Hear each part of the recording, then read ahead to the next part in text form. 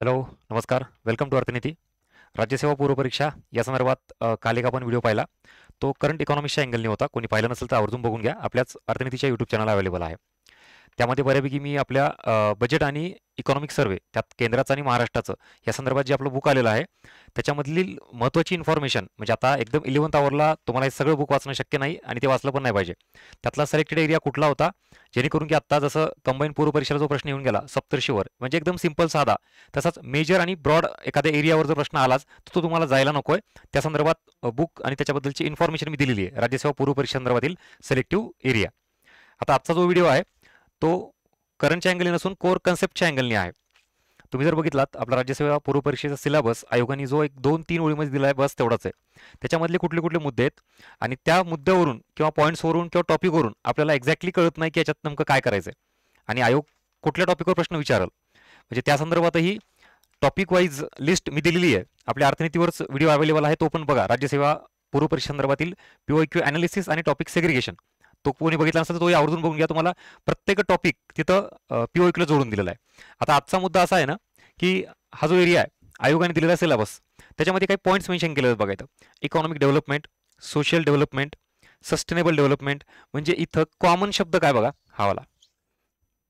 यालाच इथं अजून एक कन्सेप्ट तुम्हाला मी जोडून देतोय, हे माहिती पाहिजे. ठीक आहे. डेव्हलपमेंट आणि ग्रोथ हे मेजर फॅक्टर तुम्हाला इथं करायचं आहे. असं आपण प्रत्येकाकडून ऐकतो किंवा पुस्तकातून केलं पाहिजे, पण एक्झॅक्टली याच्यामध्ये काय येतात, टॉपिक कुठले आहेत, प्रश्न कसे विचारले जातात, या सगळ्या गोष्टी आज आपल्याला या व्हिडिओमध्ये पाहिजेत. हे पहिली 3 पॉईंट क्लिअर झाली तुम्हाला. त्यानंतर पॉवर्टीला काही प्रॉब्लेम येणार नाही, कोणाला सरळ सरळ दारिद्र्य टॉपिक आहे त्याच्यावर प्रश्न विचारतील जातील.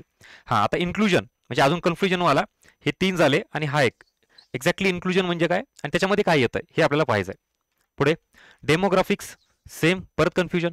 मग इथं लोकसंख्या टॉपिक आहे तर लोकसंख्या भूगोलामध्ये पण विचारलं जातं. मग दोघात फरक काय, जिओग्राफीमध्ये विचारलेलं पॉप्युलेशनचा टॉपिक कुठला आहे आणि इकॉनॉमिक्सचा अँगल कुठला आहे त्याच्यामध्ये तो एक पॉईंट क्लिअर करायचा. आणि सगळ्यात शेवटचा सोशल सेक्टर इनिशिएटिव्स हे तुमचे डाऊटफुल असलेले एरिया आहेत, बरोबर ना.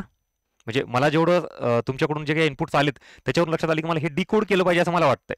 आणि याच्यात मी आत्ता तुम्हाला फार काही चेंजेस किंवा कुठले पुस्तक वाचा असं सांगत नाहीत, आहे त्याच बुक्सच्या सोर्समधून तुम्हाला मी याची लिंक लावून देईल. आता नव्याने वेगळं काही करायला सांगणार नाहीये, फक्त एक रिव्हिजन जे आपण देतो ना शेवटचं, तो कम्प्लिटली एक्झाम ओरिएंटेड अँगलने तुम्ही दिलं पाहिजेत आणि त्यासाठीच मी ह्या सगळ्या पॉईंट्स तुम्हाला क्लिअर करून देतोय. हे सगळे मुद्दे आपल्याला क्लिअर करायचे जे डाऊटफुल आणि गोल केले आहेत मी ते. पुढे जाऊयात. हां, आत्ता जे सगळं सांगतोय ना याच्यामध्ये तुम्हाला एक्झॅक्टली त्या कन्सेप्टवर प्रश्न आलेलाच आहे. कुठला, तुम्हाला इन्क्लुजन म्हणजे काय माहिती पाहिजे. त्यानंतर economic growth, economic development, sustainable development याच्यावर तर प्रश्न विचारलेच आहेत. याच्या पलीकडं अजून पीओक्यूचा जो अँगल बघितला ना तो टॉपिक इंटरलिंकिंगचा आहे. स्वतः तुम्ही प्रश्नपत्रिका काढा मागच्या 2-3 वर्षाच्या, तुम्हाला हा पॉईंट दिसेल. याच्यामध्ये ग्रोथ अँड डेव्हलपमेंटवर डायरेक्ट प्रश्न आहेत. त्यासोबत याची इंटरलिंक तुम्हाला पॉप्युलेशन सोबत आहे का, कारण देशातील जी लोकसंख्या आहे ज्याला आपण मानवी भांडवल म्हणतो किंवा मानवी काय ह्युमन रिसोर्स म्हणतो आपण त्याला, संसाधन, मानवी संसाधन, याचा संबंध सरळ सरळ पॉप्युलेशनशी येतोय. आणि ज्या वेळेला तुम्ही या देशातील लोकांचा विकास करताय तर ऑटोमॅटिकली तुम्ही ग्रोथ किंवा डेव्हलपमेंटकडे जाताय, त्याला आपण ह्युमन डेव्हलपमेंट असं म्हणतो. म्हणून इथं लोकसंख्या आणि आपला इकॉनॉमिक्सचा अँगल बघायचा आहे. इथंच डेमोग्राफिक डिव्हिडंडचा पण संबंध येणार आहे तुम्हाला. त्याच्यानंतर पंचवार्षिक योजना. आता जनरली या सगळ्या ग्रोथ डेव्हलपमेंटमध्ये सर पंचवार्षिक योजना कसं काय मध्ये येईल म्हणतो. हा जो प्रकार आहे ना, पहिली पंचवार्षिक योजना 1951ला आणि त्याच्यानंतर शेवटची आहे 2017, म्हणजे पहिली ते 12वी पंचवार्षिक योजना. हा जो ड्युरेशन आहे सगळा, या ड्युरेशनमध्ये स्वातंत्र्यानंतर भारताने इकॉनॉमिक ग्रोथसाठी म्हणजे आर्थिक वाढीसाठी काय प्रयत्न केले भारत सरकारने. मग फक्त आर्थिक वाढच गरजेची आहे का, म्हणजे राष्ट्रीय उत्पन्न, दरडोई उत्पन्न वाढतंय पण त्यासोबत दारिद्र्य, बेरोजगारी, शिक्षण, आरोग्य या पॅरामीटरकडे लक्ष दिलं पाहिजे. म्हणून आपण ग्रोथकडून पुन्हा डेव्हलपमेंटकडे गेलो. डेव्हलपमेंटमध्ये हे नंतर लक्षात आलं फक्त आपण विकास करतोय पण ठराविक जागेचा विकास होतोय, शहरांचा ठराविक क्षेत्रांचा विकास होतोय, त्याच्यानंतर ठराविक लोकांचा विकास होतोय, जाती धर्मानुसार काय होतोय, बाकी बराच ग्रामीण भाग असू द्यात किंवा ॲग्रिकल्चर सेक्टरचा भाग असू द्यात हा विकासाच्या पासून वंचित आहे. मग पुन्हा आपल्याला असं लक्षात आलं ग्रोथ केली पाहिजे, डेव्हलपमेंटही केली पाहिजे, पण ही ग्रोथ आणि डेव्हलपमेंट ही कशी असली पाहिजे, इन्क्लुझिव्ह असली पाहिजे, सर्वसमावेशक असली पाहिजे. म्हणजे तळागाळातील लोकांचा विकास झाला पाहिजे, ग्रामीण क्षेत्रातही ही ग्रोथ पोहोचली पाहिजे. त्यानंतर पुढे मग हे असंच सगळं पुढे चाललोय आपण. म्हणजे पहिली, दुसरी, तिसरी करत करत आपण 12 पंचवार्षिक योजना येतो ना, तेव्हा हा सगळा जो कालावधी बघायचा आपल्याला पंचवार्षिक योजनेचा, तो ग्रोथ आणि डेव्हलपमेंटच्या संदर्भात बघायचा आहे. मग त्या डेव्हलपमेंटमध्ये पण अजून बरेच पॉईंट आहेत. ह्युमन डेव्हलपमेंट असेल, सस्टेनेबल डेव्हलपमेंट असेल, इन्क्लुझिव्ह डेव्हलपमेंट असेल, म्हणजे जे तुम्हाला टॉपिक राज्यसेवेला गरजेचे आहेत ना त्याच्यामध्ये तुम्हाला क्वेश्चन्स कसे येतील याची लिंक लावून देतोय मी.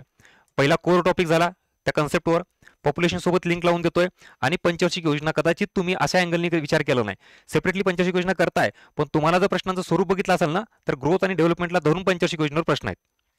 नेक्स्ट, गव्हर्नमेंट स्कीम, याला स्टार मार्क करा.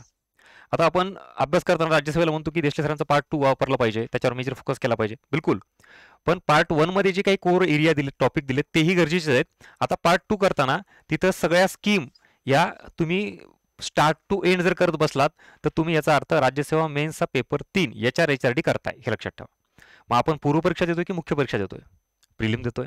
मग पूर्व परीक्षा देत असाल तर इथं गव्हर्नमेंट स्कीमचा नेमका आवाका काय आहे हे तुम्हाला कळायला पाहिजे. Clear? So this is all about today's session topic, की आपण एक्झॅक्टली काय करतोय राज्यसेवा पूर्व परीक्षेला. शेवटचा हात जर तुम्हाला मारायचा असेल रिव्हिजनसाठीचा तर हे सगळे महत्त्वाचे मुद्दे तुम्हाला लक्षात ठेवावे लागतील. पुढं इम्पॉर्टंट कन्सेप्ट फॉर राज्यसेवा प्रिलिम, इथं पर्टिक्युलरली प्री म्हणतोय मी. आता मी असेच वेगळे पॉईंट्स का घेतले माहिती का, कारण याच्या आधी युट्यूबला भरपूर लेक्चर्स अवेलेबल आहेत माझे कोर टॉपिकवर. मग त्यात राष्ट्रीय उत्पन्न असेल, दारिद्र्य, बेरोजगारी, सार्वजनिक वित्त, कर प्रणाली, ते 3-3, 4-4 तासाचे रिव्हिजन सेशन आहेत बघा, त्यातून तुम्ही कव्हर करा. इथं मला अशाच गोष्टी तुम्हाला द्यायच्या होतात की ज्याच्याकडे दुर्लक्ष झालं होतं, आणि राज्यसेवा पूर्व परीक्षेला याच्यावर खूप जास्त फोकस असतो, ह्या ग्रोथवर, ह्या डेव्हलपमेंटवर, सस्टेनेबल, इन्क्लुझिव्ह हा काय प्रकार आहे हा तुमच्या समोर आणायचा होता मला. त्यामुळे इथं मी पर्टिक्युलरली इम्पॉर्टंट कन्सेप्ट घेतोय ज्या राज्यसेवा प्रीसाठी तुम्हाला हाय वेटेज असलेले पॉईंट आहेत. त्यामध्ये पहिला पॉईंट येतो इकॉनॉमिक ग्रोथ, त्यानंतर इकॉनॉमिक डेव्हलपमेंट, ह्या दोन मेजर कन्सेप्ट आहेत. ग्रोथ आपण बघूयात काय आहे ते, आणि त्याच्यानंतर डेव्हलपमेंटमध्ये आहोत. आता डेव्हलपमेंटमध्ये आल्यानंतर ही ब्रॉड कन्सेप्ट झाली डेव्हलपमेंट. याच्यामध्ये सुद्धा तुम्हाला ह्युमन डेव्हलपमेंट काय, इन्क्लुझिव्ह डेव्हलपमेंट काय, सस्टेनेबल डेव्हलपमेंट काय हे माहिती असलं पाहिजे. आणि तुमच्या सिलेबसमध्ये जो काय पॉईंट दिलेला आहे ना, इथं सोशल डेव्हलपमेंट दिलेलं आहे. आता सोशल डेव्हलपमेंट म्हणजेच काय, सरळ सरळ आपल्या देशातील जो काही समाज आहे, जी काही लोकसंख्या आहे, मग ती जाती, धर्म, लिंग, ग्रामीण, शहरी याच्यानुसार या समाजातील तळागाळातील लोकांपर्यंत विकास पोहोचला पाहिजे, डेव्हलपमेंट झाली पाहिजे. This is called as social development. मग सोशल डेव्हलपमेंट म्हणजे दुसरं तिसरं काही नसेल, हा आपला विकास आहे. तो ह्युमन डेव्हलपमेंट, इन्क्लुझिव्ह, सस्टेनेबल हा सगळं इन्क्लूड आहे. फक्त हा शब्द वापरल्यामुळे आपण कन्फ्युज होतो, ह्याच्यात येतं काय, तर हे सगळे मुद्दे येतात. डिकोड होते काय एक एक पॉईंट तुम्हाला. सोशल डेव्हलपमेंट म्हणजेच दुसरं तिसरं काही नसून हे सगळे आहेत, सरळ सरळ आपल्या समाजाचा विकास करायचा आहे. पुढे आता ह्या दोघांमध्ये फरक बघूयात आणि मग आपण डेव्हलपमेंटमध्ये डिटेल बघू की या तिघांमध्ये नेमका काय फरक आहे. आता ग्रोथ अँड डेव्हलपमेंट, येस, हळूहळू पुढे चाललोय ना. तुम्हाला मी आधी बर्ड आय व्ह्यू सांगितला की एक्झॅक्टली काय आहे कन्सेप्ट, पूर्व परीक्षेचा सिलेबस, आणि आता आपण हळूहळू डीपमध्ये चाललोय. त्यातल्या पहिल्या दोन कन्सेप्ट बघूयात. Difference between growth and development. सरळ सरळ याच्यात बायफर्गेशन जर करायचं म्हणलं, ग्रोथ अँड डेव्हलपमेंट ही एक संख्यात्मक संकल्पना आहे. कुठली? ग्रोथ, आर्थिक वाढ. ही एक गुणात्मक संकल्पना आहे, डेव्हलपमेंट म्हणजे विकास. सरळ सरळ देशाचं एका ठराविक कालावधीमध्ये राष्ट्रीय उत्पन्न सतत जर वाढत असेल, that is called as economic growth. म्हणजे उदाहरणार्थ 100 रुपये राष्ट्रीय उत्पन्न आहे, 110 झालं, 120 झालं, 130 झालं, याचा अर्थ आपल्या देशामध्ये वाढ होतीये, वृद्धी होतीये, इकॉनॉमिक ग्रोथ होतीये. म्हणजे राष्ट्रीय उत्पन्न सतत वाढत जाण्याची प्रक्रिया. This is called as economic growth. आता त्यासोबतच मी तुम्हाला इथं कुठे असं म्हणलं का की या राष्ट्रीय उत्पन्न वाढीसोबत देशातील दारिद्र्य कमी होतोय, रोजगार निर्मिती वाढतीये, बेरोजगारी कमी होतीये, त्याच्यानंतर शिक्षण साक्षरता वाढतीये, आरोग्याचा दर्जा सुधारतोय, असा कुठेतरी उल्लेख केला होता का? नाही. मी फक्त इथं एक काय म्हणतो आपण आर्थिक घटक एवढाच विचारात घेतला होता. राष्ट्रीय उत्पन्न वाढवण्यास मी महत्त्व देत होतो, त्याच्यासोबत रिलेटेड कुठलाही पॉईंट विचारात घेतला नाही. म्हणून हिला आपण संख्यात्मक संकल्पना, संकोचित संकल्पना, एकांगी संकल्पना म्हणतो. आणि याच्या पलीकडे ज्यावेळेला आपण जातो डेव्हलपमेंटकडे, याची डेफिनेशन अशी होती, देशातील राष्ट्रीय उत्पन्न तर वाढलं पाहिजेच, तिथं पहिली अट आहे, पण त्याच राष्ट्रीय उत्पन्न वाढीसोबत ते वाढलेलं राष्ट्रीय उत्पन्न देशातील तळागाळातील लोकांपर्यंत पोहोचलं पाहिजे. म्हणजेच इथं वाढ हा शब्द महत्त्वाचा आहे, इथं वितरण हा शब्द महत्त्वाचा आहे. वितरण म्हणजेच वाढलेलं राष्ट्रीय उत्पन्न हे इक्वली डिस्ट्रीब्यूट झालं पाहिजे. This is called as development. हा फरक आहे. म्हणजे डेव्हलपमेंटमध्ये दारिद्र्य कमी झालं पाहिजे, रोजगार निर्मिती वाढली पाहिजे, बेरोजगारी कमी झालं पाहिजे, साक्षरता वाढली पाहिजे, निरक्षरता कमी झाली पाहिजे, आरोग्याचा दर्जा सुधारला पाहिजे. हे सगळे ब्रॉड पॅरामीटर आहेत. म्हणून डेव्हलपमेंट या संकल्पनेलाच व्यापक संकल्पना म्हणलं जातं, विविधांगी संकल्पना म्हणलं जातं. ह्या दोघातला डिफरन्स आहे. Is this clear? Difference between growth and development. आता याच्या डिटेलमध्ये जायचं आहे आपल्याला. हा झाला दोघातला फरक, ग्रोथ अँड डेव्हलपमेंट. पहिल्या म्हणजे बऱ्याच वर्षापूर्वी जर आपण विचार केला ना, जागतिक स्तरावर कुठला देश प्रगत आहे, कुठलं पुढे आहे, कुठला मागे आहे, हे कशावरून ठरवलं जायचं? ह्या ग्रोथवरून ठरवलं जायचं. आणि ग्रोथमध्ये महत्त्वाचा पॅरामीटर कुठला होता? जीडीपी. ज्या देशाचा जीडीपी जास्त तो देश प्रगत. पण नंतर अजून ब्रॉड होत गेली कन्सेप्ट. नुसतं जीडीपी वाढून फायदा नाहीये, मग काय, आरोग्य, शिक्षण, दारिद्र्य, बेरोजगारी, आर्थिक विषमता, हे पण गोष्टी बघितल्या पाहिजे ना. म्हणजे ह्या सगळ्या गोष्टी कुठे बघितल्या जातात, या डेव्हलपमेंटमध्ये. म्हणजेच इथं आर्थिक घटक याच्या सोबत सोबत सामाजिक घटक हा पण विचारात घेतला जातो. आणि इथं केवळ आर्थिक घटक विचारात घेतलं म्हणून तिला संकुचित संकल्पना म्हणलं जातं. आणि याला महत्त्व आलं कशाला, या डेव्हलपमेंटला. ह्या दोन गोष्टी क्लिअर झाल्या आपल्या, difference between economic growth and development. आता जाऊयात पुढची कन्सेप्ट, ती म्हणजेच ह्युमन डेव्हलपमेंट. डेव्हलपमेंट हा शब्द कॉमन आहे, ब्रॉड आहे. इथं इथं आता पर्टिक्युलरली काय करायचं आपल्याला, ह्युमन, देशातील लोकांचा विकास करायचा आहे. म्हणजेच आपण ज्या देशाचा विकास करायचा बघतो, प्रयत्न करतोय, त्या विकासाचा केंद्रबिंदू हा मानव असला पाहिजे. म्हणजेच ह्युमन सेंट्रिक डेव्हलपमेंट असली पाहिजे. डेव्हलपमेंट क्लिअर झाल्यानंतर ह्युमन याचा अर्थ देशातील लोकसंख्या, पॉप्युलेशन. आला संबंध लोकसंख्या या टॉपिकचा. आता इकॉनॉमिक अँगल सांगतोय तुम्हाला. याच्यामध्येही पण वेगवेगळे पॅरामीटर आहेत. तुम्हाला लोकसंख्येचा अभ्यास करताना क्वांटिटेटिव्ह आहे, सरळ सरळ संख्यात्मक, म्हणजे जनगणना नेमकी लोकसंख्या किती आहे. त्यानंतर त्याचा स्ट्रक्चरल अभ्यास पण करावा लागेल, म्हणजे जी काही तुमच्या देशातील लोकसंख्या आहे त्याचा एज ग्रुप किती आहे, कसं आहे, सर्वात कमी लोकसंख्या कोणाची जास्त आहे, 0 ते 14, 15 ते 60, 60 प्लस. त्यानंतर जेंडर, मेल फिमेलचं कसं आहे. त्यानंतर पुढे डिस्ट्रीब्युशन, ग्रामीण शहरी लोकसंख्येचं प्रमाण, स्थलांतराचं प्रमाण. So this is all about geographical angle. म्हणजे इथं तुम्हाला हे स्किप करायचं असं म्हणत नाही मी, कुठूनही करा तुम्ही, पण लोकसंख्या टॉपिक करा, त्याची हे अँगल बघा. क्वांटिटी माहिती पाहिजे, सरळ सरळ सर्वाधिक लोकसंख्या असलेले राज्य, सर्वाधिक लोकसंख्या असलेले देश, जिल्हे, हे तसे. इथं स्ट्रक्चर आणि इथं डिस्ट्रीब्युशन. आता आपला जो काही मेन पॉईंट आहे इकॉनॉमिक्सचा, तुम्हाला जर इथून पुढे या राज्यसेवा प्रीमध्ये व्यवस्थित मार्क घ्यायचे असेल तर याला स्टार मार्क करा. म्हणजे इकॉनॉमिक्सच्या अँगलनी इथं तुम्हाला गुणात्मक अभ्यास करायचा आहे. देशातील लोकसंख्येचा वापर देशाच्या आर्थिक वाढीसाठी झाला पाहिजे, त्याला आपण डेमोग्राफिक डिव्हिडंड म्हणतो. आय रिपीट, मी परत रिपीट करतो, देशातील लोकसंख्येचा वापर हा देशाच्या आर्थिक वाढीसाठी झाला पाहिजे. म्हणजेच लोकांचा आपण लाभ घेता आला पाहिजे आपल्या डेव्हलपमेंटसाठीचा, त्याला लोकसंख्येचे लाभांश म्हणायचं. डेमोग्राफिक डिव्हिडंड ही जी कन्सेप्ट आहे ते इथे येते. मग हा डेमोग्राफिक डिव्हिडंड किंवा लोकसंख्येचे लाभांश आपल्याला कधी मिळेल, जेव्हा देशातील लोकसंख्या नुसतं प्रमाण जास्त असून चालेल का, असलेली लोकसंख्या ही काय असली पाहिजे, साक्षर असली पाहिजे, एज्युकेटेड असली पाहिजे, स्किलफुल असली पाहिजे, म्हणजेच कौशल्यधारित असली पाहिजे, आणि तिचं हेल्थ चांगलं असलं पाहिजे.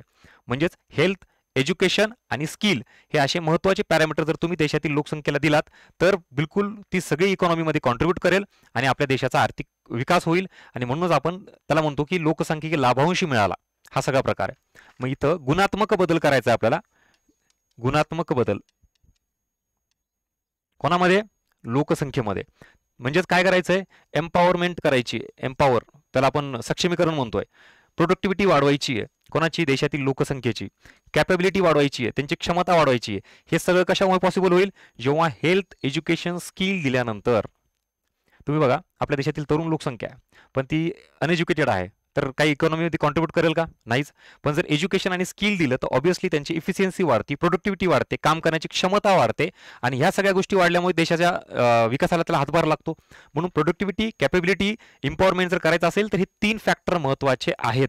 कशाला, या पॉप्युलेशनला. आणि ह्या सगळ्या गोष्टी आपण इथं करतोय. म्हणजेच देशातील नुसती लोकसंख्या रॉ स्वरूपात, त्याला जर हे हेल्थ, एज्युकेशन, स्किल जर दिले तर ती कशात कन्वर्ट होऊ शकते, ह्युमन कॅपिटल, ह्युमन रिसोर्स, मानवी भांडवल किंवा संसाधन. आणि या सगळ्या गोष्टीलाच काय म्हणायचं, human development. Is that clear, कळालं कुठं होतं आणि कुठं आलोत. मानव विकास, ह्युमन डेव्हलपमेंट म्हणजे दुसरं तिसरं काही नसून हे सगळे इथलचे पॅरामीटर्स तुम्ही विचारात घेऊ शकता. आणि ह्याच्याच रूपांतर मानवी भांडवलात होतं. म्हणजेच आता इथं या देशातील लोकसंख्येची कॅपेबिलिटी वाढली, इफिशियन्सी वाढली, प्रोडक्टिव्हिटी वाढली म्हणल्यानंतर आपल्याला लोकांचा लाभ होईल विकासाच्यासाठी, म्हणून त्यालाच आपण लोकसंख्येचे लाभांश म्हणतो. आणि तो मिळवायचा असेल तर ह्या सगळ्या गोष्टी कराव्या लागतील. This is all about human development. ही झाली बेसिक कन्सेप्ट. आय होप तुम्हाला कन्सेप्ट क्लिअर होत आहेत. मी परत म्हणलं आता हा शेवटचा टप्पा आहे. मी इथं फार असं सगळं एकदम बॅच टाईपमध्ये घेऊ शकत नाहीये, पण तुम्हाला जर रिव्हिजनच करायचं असेल तर तुम्ही अँगल क्लिअर करतोय. इकॉनॉमिक ग्रोथ काय कळाली, इकॉनॉमिक डेव्हलपमेंट काय कळाली, आणि त्या डेव्हलपमेंटला धरून मी ह्युमन डेव्हलपमेंट ही कन्सेप्ट क्लिअर केलेली आहे. आणि त्या संदर्भात पुढचा पॉईंट येतो की जर ही ह्युमन डेव्हलपमेंट आपल्याला मोजायची असेल, त्याचं मोजमाप करायचं असेल, की आता हे कशावरून ठरवायचं ना की देशातील लोकांचा विकास झालाय का नाही. त्यासाठी दरवर्षी UNDP मार्फत काय जाहीर केला जातो, ह्युमन डेव्हलपमेंट रिपोर्ट. मी ह्युमन डेव्हलपमेंट इंडेक्स म्हणत नाही, रिपोर्ट म्हणतोय, HDR. आणि या ह्युमन डेव्हलपमेंट रिपोर्टमध्ये हे इंडेक्स असतात. HDI म्हणजेच ह्युमन डेव्हलपमेंट इंडेक्स, IHDI म्हणजे inequality adjusted human development index, GDI म्हणजे जेंडर डेव्हलपमेंट इंडेक्स, GII म्हणजेच जेंडर इनइक्विलिटी इंडेक्स आणि MPI म्हणजेच मल्टी डायमेन्शन पॉवर्टी इंडेक्स. आणि या सगळ्या बाबतीत बऱ्यापैकी इथं जर आपण निकष विचारात घेतले तर त्याच्यामध्ये बघा तुम्ही आरोग्य, शिक्षण, राहणीमान अशा काही गोष्टी विचारलेल्या आहेत. आणि तुम्हाला याच्यावर प्रश्न आहेत. इथं तुम्हाला राज्यसेवेला मानव विकास हा पॉईंट का जास्त इम्पॉर्टंट आहे, कन्सेप्च्युअल लेवलला तर विचारला जाईल त्यासोबत हे सगळे इंडेक्सेस व्यवस्थित करा. आजपर्यंत परत PYQ बघा, तुम्हाला फार साधे प्रश्न विचारत याच्यावर, सरळ सरळ इंडिकेटर्स, पॅरामीटर्स याच्यावर प्रश्न आहेत. किंवा कधी सुरू झाला, काय झाला, हे आधी 1990ला हे होते, नंतर मग हे वाढत गेले सगळे. Clear? So this is all about human development index, he concept आणि त्याचे हे सगळे पॅरामीटर. कुठली कुठली कन्सेप्ट बघितली बघा. तुम्हाला सुरुवातीला ग्रोथ काय क्लिअर झालं, डेव्हलपमेंट क्लिअर झाली आणि ह्युमन डेव्हलपमेंट. आणि ह्युमन डेव्हलपमेंटचे ते पॅरामीटर्स किंवा सगळे इंडेक्सेस ते सोडू नका. पुढे लास्ट कन्सेप्ट आपल्या याच्यातली इन्क्लुझिव्ह ग्रोथ किंवा डेव्हलपमेंट. आता हा शब्द आहे सर्वसमावेशक. म्हणजे आता आपण बघितली जी कन्सेप्ट होती ती डेव्हलपमेंटची होती. मग ठीक आहे, भारतात ग्रोथ होतीये, डेव्हलपमेंट होतीये, मान्य आहे. पण पुन्हा अजून असं जर होत असेल की समजा फॉर एक्झाम्पल भारतामध्ये जवळपास 80 लोक हे साक्षर आहेत, फॉर एक्झाम्पल 80 लोक. मग आपल्याला वाटतं सर चांगलं आहे की आकडा फार 80% झाले. पण ह्याच्यात जर तुम्ही नीट बायफर्गेशन बघितलात तर जवळपास 60 ही जी लोक आहेत ना, ही शहरी भागातील आहेत. आणि ग्रामीण भागामध्ये किती प्रमाण येतं? 20 येतं. मग ही जी ग्रोथ झालेली आहे आपल्या एज्युकेशनमध्ये, साक्षरते प्रमाण 80%, मग त्याच्यामध्ये ही सेंट्रिक आहे, ठराविक. कुठं? अर्बन एरियामध्ये झाली. शहरी भागातीलच साक्षरतेचं प्रमाण जास्त आहे, ग्रामीण भागातील नाही आहे. मग ही जी ग्रोथ आहे, ही जी डेव्हलपमेंट आहे, ही सर्वसमावेशक आहे का? सर्वांपर्यंत पोहोचली आहे का? नाही. मग असाच सगळा जो प्रकार आहे ना डेव्हलपमेंटचा, ग्रोथ आणि डेव्हलपमेंट, वाढ आणि विकास, हा आपला कसा आहे? असमान आहे, विषम आहे किंवा मर्यादित भागापुरता तिथं झालेला आहे, मर्यादित लोकांपर्यंतच पोहोचलेला आहे. म्हणजेच याचा अर्थ आपल्याकडं विषमता, असमानता फार मोठ्या प्रमाणात आहे, इनइक्विलिटी. याच्यात पण तुम्हाला कशा कशाची इनइक्विलिटी बघायची? विषमता, आर्थिक विषमता पण आहे, सामाजिक विषमता आहे. आर्थिक विषमता म्हणजे सरळ सरळ गरीब श्रीमंतातील दरी. त्याच्यानंतर सामाजिक विषमता, ठराविक समाजच पुढे आहे, बाकी मागे. प्रादेशिक विषमता, आपलं महाराष्ट्रात उदाहरण घ्या, पश्चिम महाराष्ट्र, त्याच्यानंतर मराठवाडा, विदर्भ. तुम्हाला लक्षात येईल की रिजनल इनइक्विलिटी म्हणजे काय. किंवा भारताचं उदाहरण घेतलात पूर्ण तर ठराविक राज्य, जसं की आपण महाराष्ट्र, गुजरात, कर्नाटक वगैरे असं म्हणतो, केरळ हे पुढे आहेत. पण UP, बिहार, बाकीचे राज्य जर बघितलात तुम्ही काही ठराविक, तर ते पाठीमागे आहेत. So this is called as regional inequality. मग ही असमानता आहे. त्याच्यानंतर लिंगनुसार बघा, बऱ्याच पॅरामीटरमध्ये फक्त पुरुष पुढे आहेत, मागे नाही, स्त्रिया मागे आहेत. आणि आत्ता मागच्या काही वर्षांपासून मात्र थोडीफार तिथं काय म्हणतो आपण, इक्विलिटी यायला लागली आहे. पण अजूनही बऱ्याच गोष्टी बाकी आहेत. त्यामुळे इथं सुद्धा लिंग असमानता आहे. जात, धर्म याच्यानुसार पण आहे. तुम्ही बघा आजही म्हणजे SC, ST किंवा काही कॅटेगरीला बरंच आरक्षण, त्याचं कारणच हे. एकंदरीत सांगायचं म्हणलं तर जी असमानता, विषमता आहे ना, त्याला एवढे अँगल आहेत, हे एवढे.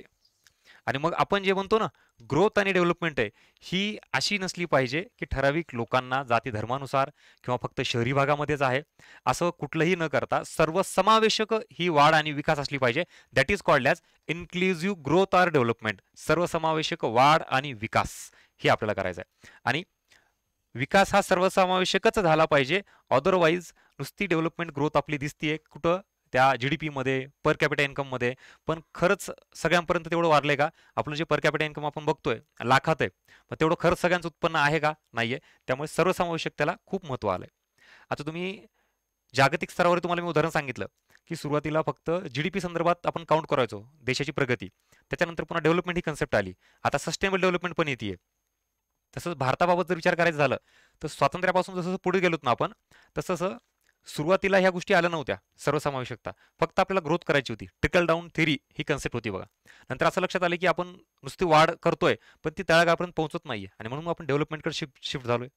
त्याच्याही नंतर पुन्हा शेवटच्या टप्प्यात जर बघितलात तुम्ही 9वी 10वी पंचवार्षिक योजना किंवा विशेषतः 11वी 12वी पंचवार्षिक योजना, तुम्ही त्याचं टायटलच बघा डायरेक्टली 11वी आणि 12वी पंचवार्षिक योजना. आयोगाने विचारलं सुद्धा आहे काय तुम्हाला जी ग्रोथ करायची आहे ती फास्टरही असली पाहिजे, ती इन्क्लुझिव्ह असली पाहिजे आणि ती सस्टेनेबलही असली पाहिजे. असं 11वी आणि 12वी पंचवार्षिक योजना सरळ सरळ टायटलच आहे.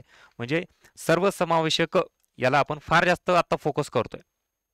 So this is all about third concept. काय काय बघितलं आपण? ग्रोथ ही कन्सेप्ट बघितली, डेव्हलपमेंट ही कन्सेप्ट बघितली, ह्युमन डेव्हलपमेंट बघितली आणि त्याच्याही पलीकडे जाऊन इन्क्लुझिव्ह डेव्हलपमेंट म्हणजे एक्झॅक्टली काय तुम्हाला लक्षात आलं असेल.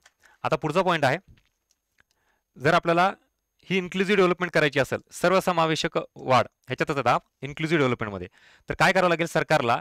बॅकवर्ड किंवा विकर सेक्शन जे आहेत आपल्या सोसायटीचे, समाजातील, त्यांच्यावर फोकस करावा लागेल. इथं तुम्हाला दिलेलं आहे गव्हर्नमेंट पॉलिसी किंवा सोशल सेक्टर इनिशिएटिव्ह किंवा स्कीम्स फॉर इन्क्लुझिव्ह डेव्हलपमेंट हे सरकारला राबवावे लागेल. आता तुमच्या सिलेबसमधला हा पॉईंट आहे बघा, social sector initiative. Social sector म्हणजे सरळ सरळ हाच आपला समाजातील घटक जो दुर्लक्षित आहे, ज्याच्यामध्ये ग्रामीण भाग येतो, त्याच्यामध्ये कृषी क्षेत्र येतात, त्याच्यामध्ये कृषी क्षेत्रामध्येही जे लघु सीमांत शेतकरी आहेत ते येतात, त्याच्यातही पुन्हा उद्योग क्षेत्रात बघितला तर MSME सेक्टर, जे छोटे उद्योग आहेत ते मध्ये घ्या. जाती धर्मानुसार बघितला तर SC ST कॅटेगरी ते त्याच्यामध्ये येतात. महिलां बऱ्याच बाबतीत महिला पाठीमागे आहेत. एकंदरीत काय, जो समाजातील घटक दुर्लक्षित आहेत, जो वंचित आहे, त्याच्यासाठी सरकारने काहीतरी पॉलिसी करणे, this is called as social sector initiative म्हणजेच गव्हर्नमेंट स्कीम. हा सुद्धा मुद्दा डिकोड झाला का तुमच्या सिलेबसचा? ज्याला आपण आजपर्यंत कधी डिकोड करायचा प्रयत्न केला नसेल, डायरेक्टली राज्यसेवेचा सिलेबस बघतो, नाही कळालं तर पुस्तकानुसार पुढे जातोय. आता या लेक्चरनुसार तुम्हाला बराच जो काही तुमचा अप्रोच आहे ना तो बदलेल. हे लेक्चर झाल्यानंतर एकदा फक्त रिव्हिजन करा. आता मी जे सांगतो त्या पद्धतीनं, म्हणजे अजून तर बाकीच आहे, तुम्हाला डायरेक्टली क्वेश्चनचा अँगल सांगणार आहे शेवटी मी सगळा. पण हे काय म्हणतो आपण कीवर्ड, हे तर तुम्हाला डिकोड झाले असतील आतापर्यंत. पुढं सोशल सेक्टर इनिशिएटिव्ह, याच्यामध्ये म्हणजे हे बघण्याच्या अगोदर इथं काय येतं बघा, या सोशल सेक्टर इनिशिएटिव्हमध्ये तिथं पॉईंट मेन्शन करून घ्या तुम्ही. इन्क्लुझिव्ह ग्रोथ जर करायची असेल तर बघा, आपल्याला इथं जेंडर याच्यानुसारही सगळ्या गोष्टी विकासापर्यंत त्यांच्यापर्यंत पोहोचावं लागतील. तर एज्युकेशन असेल, हेल्थ असेल, महिलांपर्यंत, मुलींपर्यंत पोहोचायचं आहे, फक्त पुरुषांनाच नाही. ग्रामीण, शहरी तिथपर्यंत पोहोचायचं आहे.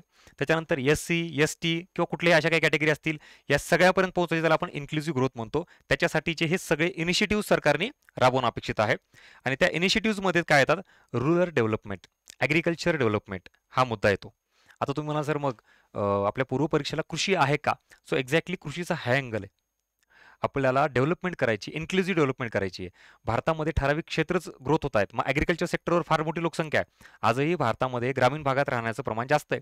आणि मग त्या ग्रामीण भागात राहणाऱ्या लोकसंख्येचं मेन उदरनिर्वाहाचं साधन कुठलं आहे? कृषी आहे. मग कृषी क्षेत्राचा विकास करावा लागेल ना, तरच त्या लोकांचा विकास होईल.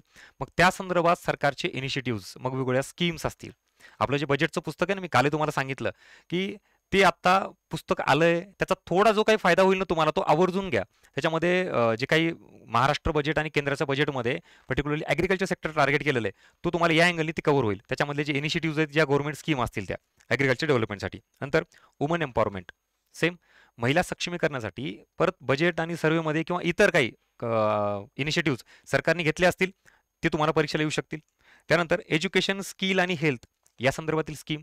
तुम्हाला जो पॉईंट होता ना इथं दिला, हवाला इथं government scheme, sir government scheme कुठल्या करायच्या किंवा गव्हर्नमेंट स्कीम या पूर्व परीक्षेला येत आहेत का, तर ते या अँगलने येतील ना.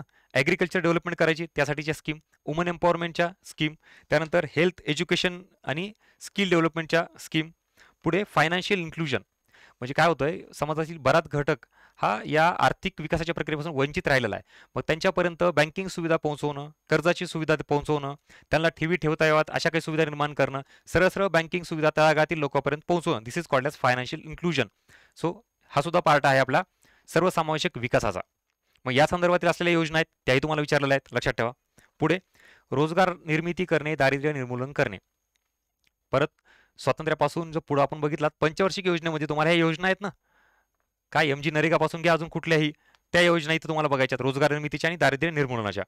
त्यानंतर मूलभूत गरज जी असते ना आपली, त्यापैकी अन्न, वस्त्र, निवारा मध्ये निवारा.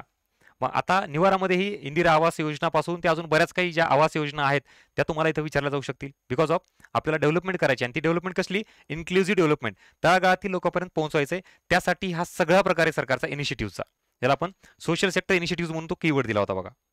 पुढे SC ST, महिला, वृद्ध किंवा अपंग, निराधार इत्यादी असा जो काही वंचित घटक आहे त्यांच्यापर्यंत विकास पोहोचवणे.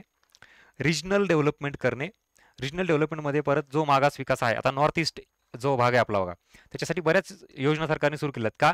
कारण आपल्याला इन्क्लुझिव्ह डेव्हलपमेंट करायची, म्हणजे भारतामधील ठराविक राज्यांचाच विकासाचा वाटा असला पाहिजे असं नाहीये, तर सगळ्याच राज्यांना तो विकास झाला पाहिजे त्या संदर्भातील. So this is all about social sector initiative किंवा तुम्हाला जो मुद्दा सांगितला तो त्याच्यामध्ये येतं. मग त्यात ग्रोथ आणि डेव्हलपमेंट क्लिअर झाली, पॉप्युलेशनचा अँगल क्लिअर झाला, दारिद्र्य, बेरोजगारी. ऑब्व्हियसली आपल्याला जर डेव्हलपमेंट आणि ग्रोथ करायची असेल तर काय करावं लागेल? ह्या गोष्टीवर काम करावं लागेल. म्हणजे हे टॉपिक आहेत सेम. मग सरकारच्या वेगवेगळ्या स्कीम्स आल्या, जे आता तुम्हाला मी सांगितल्या, किंवा ॲग्रिकल्चर बाबतीतही बऱ्याच स्कीम आहेत.